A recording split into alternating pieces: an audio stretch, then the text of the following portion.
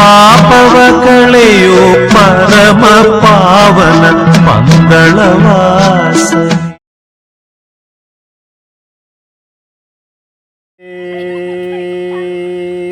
ಶರಣಮಯ್ಯಪ್ಪ ಮಂಡಲ ವ್ರತ ಪ್ರಿಯನೇ ಶರಣಮಯ್ಯಪ್ಪ. ಸ್ವಾಮಿ ಶರಣಂ. ಮಾನವ ಜನ್ಮ ದೊಡ್ಡದು. ಈ ಮಾನವ ಜನ್ಮವನ್ನು ಆ ಭಗವಂತ ಸೃಷ್ಟಿ ಮಾಡಿರುವುದು ಇತರ ಪ್ರಾಣಿಗಳಿಗಿಂತ ವಿಭಿನ್ನವಾಗಿ ವಾಕ್ಚಾತುರ್ಯ ಮತ್ತು ಬುದ್ಧಿಶಕ್ತಿಯನ್ನು ಆ ಭಗವಂತ ಈ ಮಾನವನಿಗೆ ನೀಡಿದ್ದಾನೆ.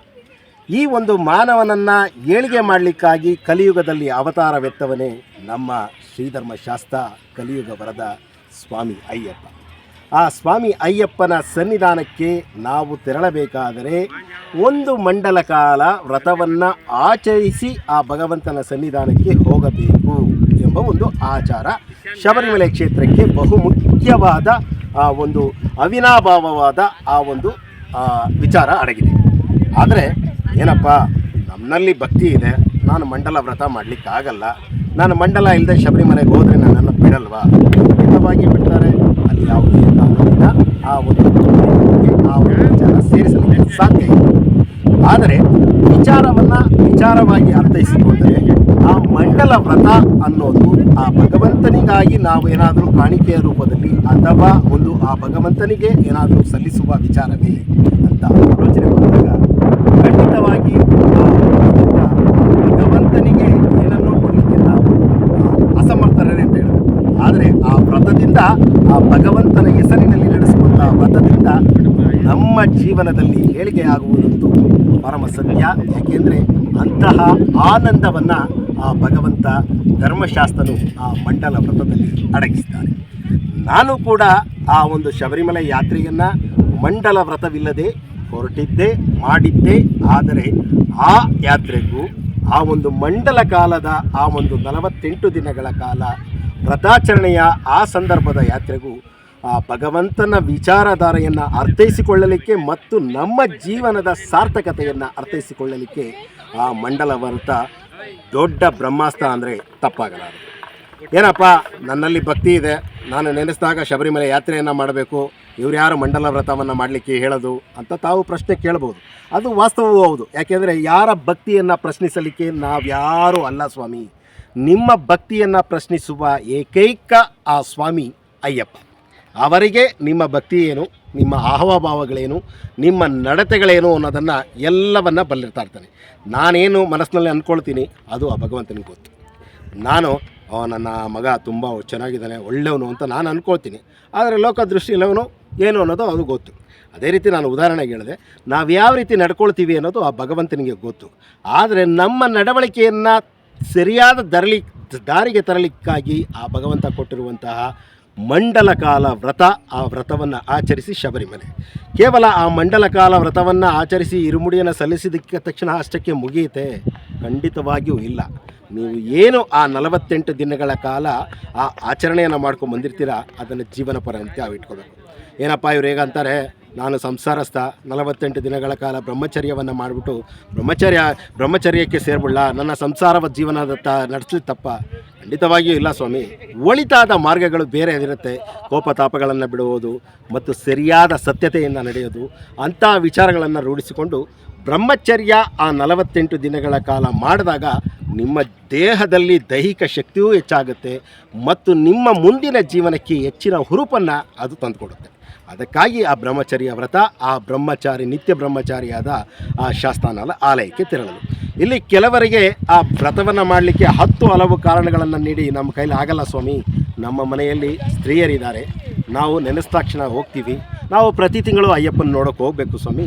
ಮತ್ತು ಇನ್ನೂ ಒಂದು ಭಾವನೆ ಏನೋ ಬಂದುಬಿಟ್ಟಿದೆ ಸ್ವಾಮಿ, ಮಾಲೆ ಹಾಕಿಕೊಂಡಾಗ ಮಾತ್ರ ಆ ಭಗವಂತನನ್ನು ಪೂಜಿಸಬೇಕು, ಮಾಲೆ ಹಾಕ್ಕೊಳ್ಳದೇ ಇದ್ದಾಗ ಸ್ವಾಮಿ ಶರಣಂ ಹೇಳಬಾರ್ದು. ಯಾರು ಸ್ವಾಮಿ ಹೇಳ್ದವರು? ಖಂಡಿತವಾಗಿ ಯಾರು ಹೇಳ್ತಾ ಇಲ್ಲ.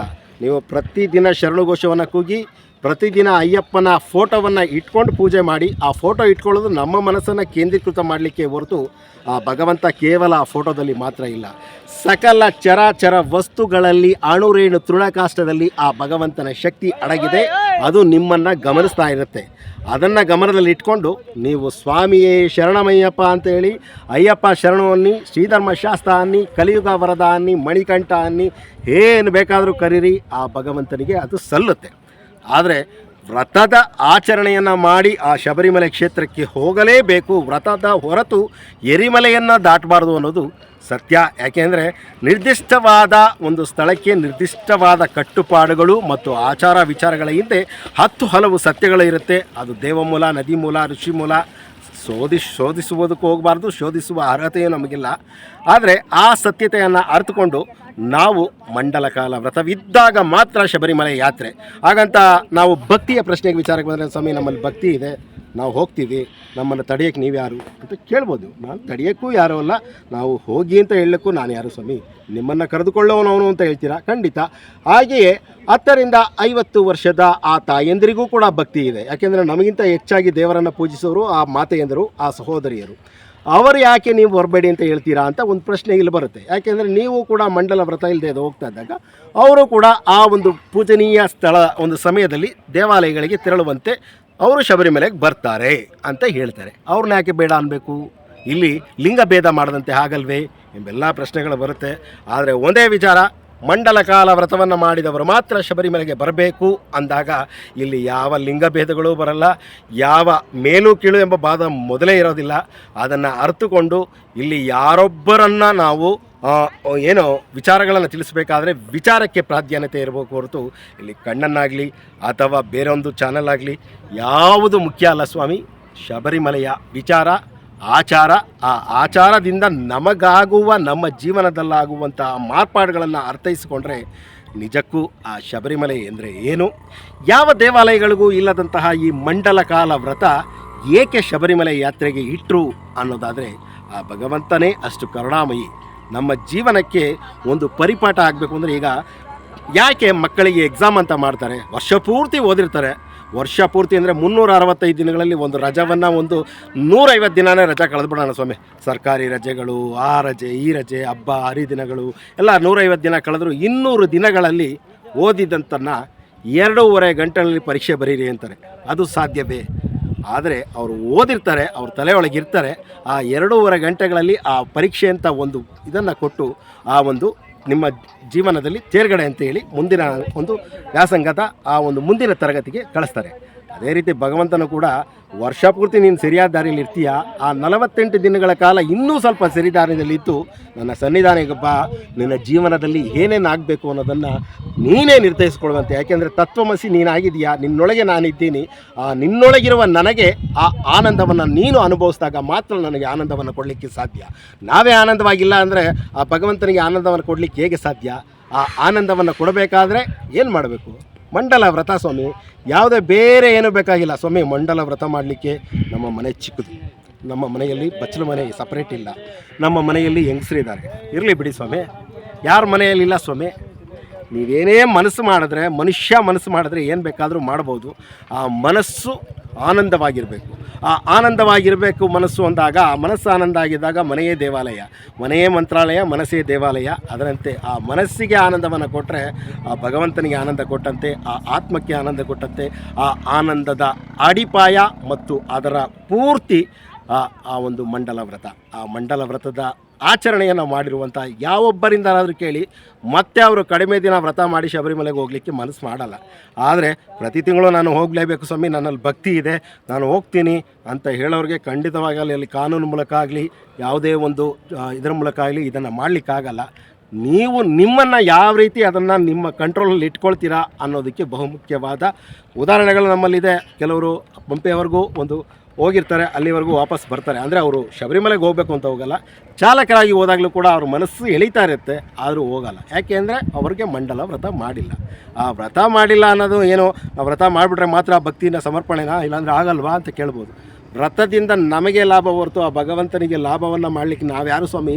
ಈ ನಮ್ಮ ಉಸಿರು ಕೊಟ್ಟಿರೋದು ಅವನೇ, ಆ ನೀರು ಕೊಟ್ಟಿರೋದು ಅವನೇ, ಈ ಪ್ರಕೃತಿಯಲ್ಲೆಲ್ಲ ಕೊಟ್ಟಿರೋದೆಲ್ಲ ಭಗವಂತನೇ. ಈ ಭಗವಂತನೇ ಎಲ್ಲ ಕೊಟ್ಟಿರಬೇಕಾದ್ರೆ ನಾವು ಅವನಿಗೇನು ಕೊಡಲಿಕ್ಕೆ ಸಾಧ್ಯ? ನಮ್ಮನ್ನು ನಾವು ತಿದ್ದಿಕೊಡ್ಲಿಕ್ಕೆ ಮಂಡಲ ವ್ರತ ಕೊಟ್ಟಿದ್ದಾರೆ. ಆ ಮಂಡಲ ವ್ರತವನ್ನು ಖಂಡಿತವಾಗಿ ಫಾಲೋ ಮಾಡಲೇಬೇಕು ಸ್ವಾಮಿ. ಫಾಲೋ ಮಾಡದ ಹೊರತು ಆ ಭಗವಂತನ ಆ ಒಂದು ಶಬರಿಮಲೆಯ ಆದಿಭಾಗ ಎರಿಮಲೆಯನ್ನು ದಾಟಬಾರದು. ಹಾಗಂತ ಭಗವಂತನ ನಾಮಸ್ಮರಣೆಯನ್ನು ಮಾಡಬಾರ್ದು, ಅವನನ್ನು ಪೂಜಿಸಬಾರದು ಅಂತ ಹೇಳುವಂತಹ ಮೂರ್ಖರು ನಾವಲ್ಲ. ಯಾಕೆಂದರೆ ಖಂಡಿತವಾಗಿಯೂ ಆ ಭಗವಂತನನ್ನು ಆರಾಧಿಸಬೇಕು, ಪೂಜಿಸಬೇಕು. ಪ್ರತಿದಿನವೂ ಕೂಡ ಸ್ವಾಮಿ ಅಯ್ಯಪ್ಪನ ಹೆಸರನ್ನು ಹೇಳಬೇಕು. ಅದರಲ್ಲಿ ಯಾವುದೇ ಅನುಮಾನವಿಲ್ಲ. ಇಲ್ಲಿ ಲಿಂಗ ಭೇದವೂ ಇಲ್ಲ. ಎಲ್ಲರೂ ಕೂಡ ಆ ಭಗವಂತನ ಒಂದು ಜೀವಿಗಳು ನಾವು, ಆ ಭಗವಂತನ ಕಂದಮ್ಮಗಳು ನಾವು. ಆ ಕಂದಮ್ಮನಿಗೆ ಆ ಭಗವಂತ ನಮ್ಮ ಜೀವನಕ್ಕೆ ಮಾರ್ಗದರ್ಶಕನಾಗಿ, ನಮ್ಮನ್ನು ತೀಡಲಿಕ್ಕಾಗಿ, ತತ್ವಮಸಿಯಾಗಿ ನಮ್ಮೊಳಗಿರುವ ಆ ಪರಮಾತ್ಮನಿಗೆ ಆನಂದವನ್ನು ಕೊಡಬೇಕಾದ್ರೆ ಆ ಮಂಡಲ ವ್ರತದ ಆ ಒಂದು ಆನಂದವನ್ನು ಅನುಭವಿಸಿ. ಸ್ವಾಮಿ ನಮ್ಮ ಮನೆ ಚಿಕ್ಕದು, ನಾವು ಫೋಟೋ ಇಟ್ಕೊಳ್ಳೋಕ್ಕಾಗಲ್ಲ, ನಾವು ದೊಡ್ಡ ಫೋಟೋ ಇಡೋಕ್ಕಾಗಲ್ಲ, ಕರೆದು ಭಜನೆ ಮಾಡಲಿಕ್ಕಾಗಲ್ಲ, ಯಾವುದು ಬೇಕಾಗಿಲ್ಲ ಸ್ವಾಮಿ. ನಿಮ್ಮ ಸರಿಯಾದ ನಡತೆ ಇದೆಯಲ್ಲ, ಆ 48 ದಿನಗಳ ಕಾಲ ಆ ನಡತೆ ನಿಮ್ಮನ್ನು ಪರಿವರ್ತನೆ ಮಾಡಿ ಸರಿಯಾದ ಮಾನವರನ್ನಾಗಿಸುತ್ತೆ. ಅದೇ ಆ ಮಂಡಲ ವ್ರತ.